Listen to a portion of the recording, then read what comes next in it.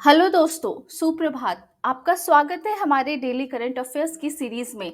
आज है 12 जून। हम डिस्कस करेंगे इंपॉर्टेंट करंट अफेयर्स एमसीक्यूज के साथ। तो चलिए स्टार्ट करते हैं आज का सेशन। हमने कल आपसे 2-3 कुछ क्वेश्चन पूछे थे एंड में, उसे हम आज सेशन के एंड में डिस्कस कर लेंगे। पहले हम देखते हैं इस एमसीक्यू को। फर्स्ट क्वेश्चन है, what is the rank of India in the 2024 environmental performance index an analysis by researchers at Yale University, USA. Option A 101, option 2 39, option 3 158 and option 4 176. इसका आंसर हो जाएगा ऑप्शन नंबर 4 यानी 176। India की rank जो है अभी recently जारी environmental performance index में इंडिया को 176 रैंक पर रखा गया है। तो चलिए अब जानते हैं यह जो इन्वायरमेंटल परफॉर्मेंस इंडेक्स है इससे रिलेटेड कुछ चीज़ों को जानते हैं। यह जो इंडेक्स है इसे किसके द्वारा पब्लिश किया गया है, तो इसे Yale centre for environmental law and policy and Columbia University centre for international earth sciences information network, इन दोनों के द्वारा इस जो है इन्वायरमेंटल परफॉर्मेंस इंडेक्स को जारी किया गया है। और इस इंडेक्स में 58 परफॉर्मेंस इंडिकेटर्स के बेस पे 180 कंट्रीज को रैंक किया गया है, जिसमें इंडिया की रैंक 176 है, यानी 176 आउट ऑफ 180 कंट्रीज, जो बहुत ही ज़्यादा लो रैंक है इंडिया का। और यह रैंक जारी किया गया है to track progress on mitigating climate change, promoting environmental health and safeguarding ecosystem vitality. तो इसे जारी किया गया है। अगर हम इसमें अभी हमने इंडिया की रैंक देख ली, तो अभी हम ये भी देख लेते हैं कि फर्स्ट रैंक पर कौन है, सेकंड रैंक पर कौन है और थर्ड रैंक पर कौन कंट्री है। तो फर्स्ट रैंक पे जो आपका कंट्री है वह है एस्टोनिया। एस्टोनिया फर्स्ट रैंक पर है। सेकंड रैंक पर है आपका लग्जमबर्ग। आपका सेकंड रैंक पे लग्जमबर्ग है एंड थर्ड रैंक पर है जर्मनी। तो ये तीनों कंट्रीज को भी आपको याद रखना है कि इन्वायरमेंटल परफॉर्मेंस इंडेक्स में इंडिया की बहुत ही लो रैंक है, 176 आउट ऑफ 180 एंड फर्स्ट पे एस्टोनिया, सेकंड पे लग्जमबर्ग एंड थर्ड पे जर्मनी है। नाउ नेक्स्ट क्वेश्चन पे चलते हैं। अगला क्वेश्चन है, consider the following statements regarding Artemis accord and choose correct one. First statement है, the United States and 7 other nations were the first to sign the Artemis accord in 2020, which identified an early set of principles promoting the beneficial use of space for all humanity. And statement 2 कह रहा है कि Peru became the 39th country to sign the Artemis Accords and Slovakia the 40th. तो अगर हम second statement को देखें तो सेकंड स्टेटमेंट आपका गलत हो जाता है, क्योंकि पेरू जो है 39th कंट्री के रूप में शामिल नहीं हुआ है और ना ही स्लोवाकिया 40th कंट्री है, यानी सेकंड स्टेटमेंट रॉन्ग है और फर्स्ट स्टेटमेंट करेक्ट है, यानी आंसर हो जाएगा ऑप्शन नंबर 1। ये जो आर्टेमिस अकॉर्ड है इसे 2020 में जो है इसे लाया गया था United state and 7 other Nations के द्वारा।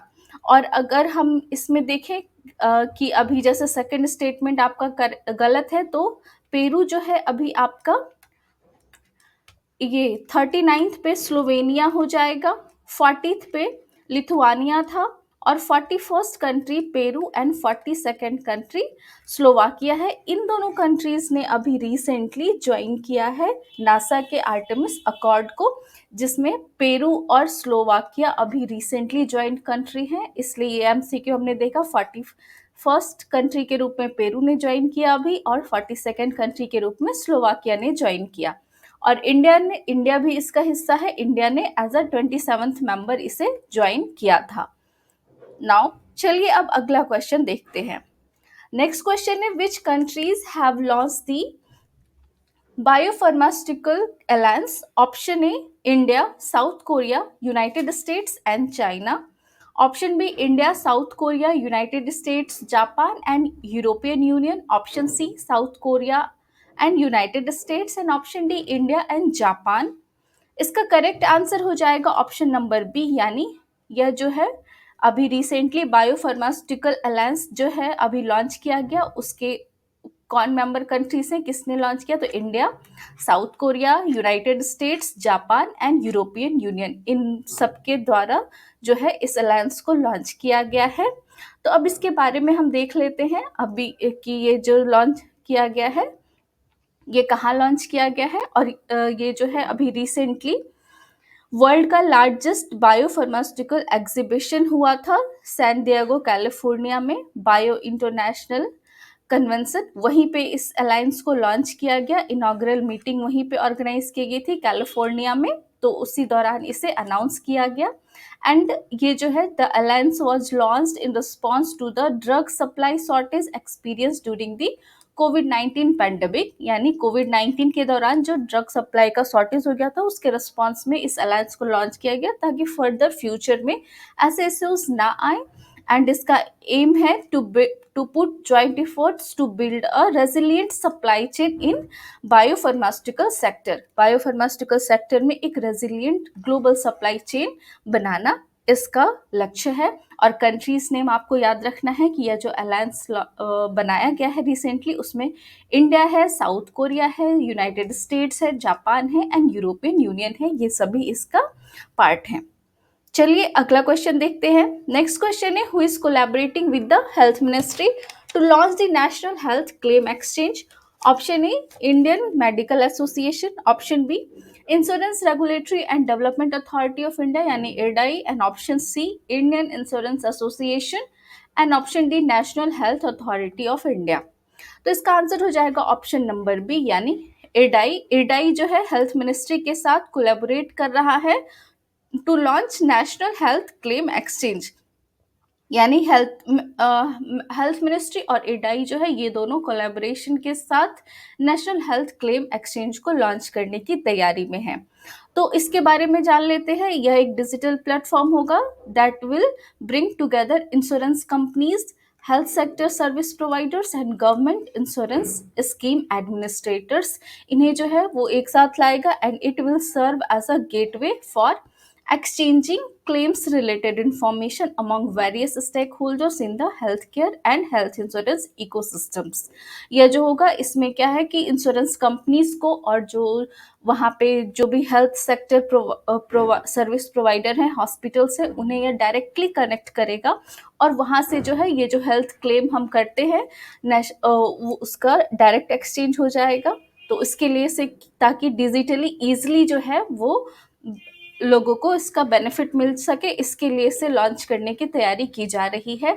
और यह जो अभी recently national health claim exchange को जारी करने की बात की जा रही है, यह जो है इरडाई के गोल इंश्योरेंस फॉर ऑल बाय 2047 इस एम से अलाइन करता है and will support streamlined, paperless and secure interactions between hospitals and insurers. यानी इसका लक्ष्य यही है कि पेपरलेस हो ये सिस्टम और साथ ही जो है एक सिक्योर इंटरेक्शन हो सके हॉस्पिटल और जो भी इंश्योरर्स है उनके बीच में ईजिली जो है लोगों को इसका लाभ मिल सके। ये जो हेल्थ क्लेम होता है उसका ईजिली लोगों को लाभ मिल सके और वो ईजिली जो है हॉस्पिटल्स में हेल्थ क्लेम का फ़ायदा उठा सके और वहाँ पे डायरेक्टली इसलिए कनेक्ट किया जाएगा जो भी हेल्थ केयर प्रोवाइडर्स हॉस्पिटल्स हैं उन्हें और जो इंश्योरेंस कंपनी से डायरेक्टली कनेक्ट किया जाएगा ताकि जब हेल्थ के लिए वो जो क्लेम करते हैं उसका जो है प्रॉपर सही तरीके से सही टाइम पे लाभ मिल सके लोगों को। नाउ चलिए ये सारे क्वेश्चंस जो है हमने आपको पिछले सेशन में दिए थे, तो आज हम इसका आंसर देख लेते हैं। कुछ लोगों ने कमेंट सेक्शन में इसके आंसर भी दिए थे जो सही थे। फर्स्ट क्वेश्चन था, under prime minister Narendra Modi third term which state has the highest representation in the union council of minister? Option 1 था गुजरात, बिहार, उत्तर प्रदेश, महाराष्ट्र। इसका आंसर हो जाएगा ऑप्शन नंबर 3 यानी उत्तर प्रदेश। अभी जो recently third term cabinet ministers जो बने हैं, हमारा जो फॉर्म हुआ है प्रधानमंत्री जी का थर्ड टर्म कैबिनेट, उसमें जो है उत्तर प्रदेश से सबसे ज़्यादा मिनिस्टर्स हैं, 9 मिनिस्टर्स हैं। फिर सेकंड नंबर पे बिहार आ जाता है, बिहार से 8 मिनिस्टर्स है कैबिनेट में, गुजरात से 6, महाराष्ट्र और मध्य प्रदेश से 5 और राजस्थान से 4 हैं। तो आपको थोड़ा बहुत याद होना चाहिए कि सबसे ज़्यादा उत्तर प्रदेश से है और बिहार से 8 है। उत्तर प्रदेश से 9, बिहार से 8। सेकेंड क्वेश्चन था, who is the oldest member of prime minister Narendra Modi's new cabinet? Option 1 Jitan Ram Manjhi, option 2 Ashwini Vaishnaw, option 3 Mansukh Mandaviya and option 4 Shri BL Verma. इसका आंसर हो जाएगा ऑप्शन नंबर 1 यानी जीतन राम मांझी। इसे अभी हम नेक्स्ट स्लाइड पे थोड़ा डिटेल में देख लेते हैं। नेक्स्ट क्वेश्चन है, how many women have been included in the cabinet of prime minister Narendra Modi third term? तो इसका आंसर हो जाएगा ऑप्शन नंबर 1 यानी 7 जो वुमेन है वो इस कैबिनेट का हिस्सा है। तो चलिए अब इन दोनों क्वेश्चन को देख लेते हैं। तो अभी जैसा हमने देखा, ये जो है जीतन राम मांझी वो ओल्डेस्ट मिनिस्टर है, 79 ईयर ओल्ड है, और ये minister of micro small and medium enterprises यानी MSME मिनिस्टर है। और ये जो है आपको पता है कि ये बिहार के चीफ मिनिस्टर भी रह चुके हैं, और साथ ही यह हिंदुस्तानी आवाम मोर्चा के फाउंडिंग प्रेसिडेंट हैं। तो इनसे ये सारी चीज़ें भी आपको याद रहनी चाहिए। हमने ओल्डेस्ट देखा, तो यंगेस्ट भी देख लेते हैं कि यंगेस्ट कौन है। तो यंगेस्ट है किंजरापू राम मोहन नायडू। ये जो है यंगेस्ट मिनिस्टर है, 36 ईयर ओल्ड है, और ये तेलुगु देशम पार्टी से हैं। और अभी ये कौन से, तो ये मिनिस्ट्री है इनके पास, तो मिनिस्टर ऑफ सिविल एविएशन ये हैं। तो ये भी आपको ध्यान रहना चाहिए। चलिए, हमने ओल्डेस्ट देख लिया, यंगेस्ट देख लिया, ये भी देख लिया कि किस स्टेट से मैक्सिमम थे। तो उत्तर प्रदेश से मैक्सिमम थे, कितने? 9 थे। फिर बिहार से 8 थे। तो ये भी हमने देख लिया। अब हम देख लेते हैं कि वुमेन मिनिस्टर्स जो हैं वो कितनी हैं। तो 7 मिनिस्टर हैं कैबिनेट में। तो 7 में जो है 7 में 2 हैं श्रीमती निर्मला सीतारमन, इनके पास minister of finance and minister of corporate affairs है। एंड सेकंड है अन्नपूर्णा देवी, इनके पास ministry of women and child development है। ये दोनों हो गई। और बाकी की जो 5 वुमेन हैं, वुमेन मिनिस्टर्स, ये पांचों जो है मिनिस्टर ऑफ स्टेट है। श्रीमती अनुप्रिया पटेल, ये जो है ministry of health and family welfare and ministry of chemical and fertilizers, इन दोनों में जो है मिनिस्टर ऑफ स्टेट है श्रीमती अनुप्रिया पटेल। और ये जो है सुश्री शोभा करांजले, यह जो है MSME and ministry of labour and employment में मिनिस्टर ऑफ स्टेट हैं। थर्ड है रक्षा निखिल खडसे, ये जो है ministry of youth affairs and sports में मिनिस्टर ऑफ स्टेट हैं। और फोर्थ नंबर पे है श्रीमती सावित्री ठाकुर, यह जो है ministry of women and child development में मिनिस्टर ऑफ स्टेट है। एंड श्रीमती नीमूबेन जयंती भाई, ये जो है ministry of consumer affairs, food and public distribution में मिनिस्टर ऑफ स्टेट है। यानी जो है 5 मिनिस्टर ऑफ स्टेट हैं। तो ये आपको ध्यान में रखना है और इन सब के नाम याद रखने हैं, और ये किस मिनिस्ट्री में है ये भी चीज़ों को आपको याद रखना है।